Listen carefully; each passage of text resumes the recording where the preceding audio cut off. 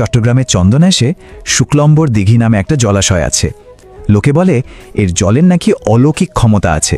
তারা মনে করেন যদি একদম মন থেকে বিশ্বাস করে এই দিঘির কাছে কিছু চাওয়া হয় তাহলে সেই ইচ্ছাটা পূরণ হয়। কি এমন কাহিনী আছে এর পেছনে যা এই দিঘিটাকে এতটা অলৌকিক করে তুলেছে?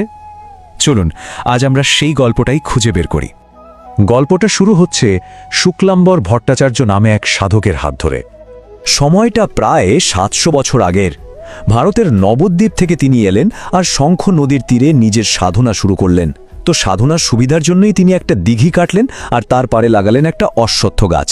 ব্যাস, এই দিঘি আর গাছকে ঘিরেই চলতে থাকলো তার আধ্যাত্মিক চর্চা।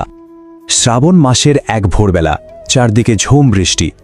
হঠাৎই প্রলয়ঙ্করী শঙ্খ নদী একদম ফুঁসে উঠল। নদীর স্রোত এতটাই প্রবল ছিল যে মনে হচ্ছিল দিঘির পাড়ে আছড়ে পড়ে পুরো দিঘিটাকেই যেন গিলে খাবে।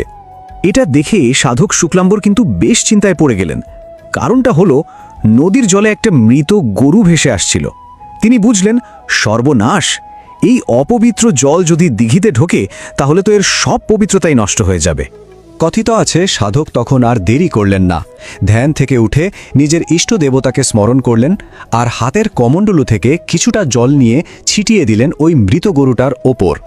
মরা গরুটা হুট করে প্রাণ ফিরে পেল। আর ঠিক তখনই জল থেকে উঠে এলেন স্বয়ং দেবী গঙ্গা। দেবী গঙ্গা তখন সাধককে আশীর্বাদ করলেন, বললেন, শঙ্খ নদীর জল কোনোদিনও এই দিঘিতে ঢুকতে পারবে না। ব্যাস, সেই থেকেই এই দিঘিটা চিরকালের জন্য একটা সুরক্ষিত আর পবিত্র জায়গা হয়ে উঠল। প্রায় 50 বছর সাধনার পর সাধক শুক্লাম্বর নাকি হঠাৎই উধাও হয়ে যান, কিন্তু তিনি না থাকলেও তার স্মৃতিটা রয়ে গেছে। আর সেই স্মৃতিকে ধরেই আজও সংক্রান্তির দিনে মনোকামনা পূরণের জন্য ভক্তরা এখানে ভিড় জমান।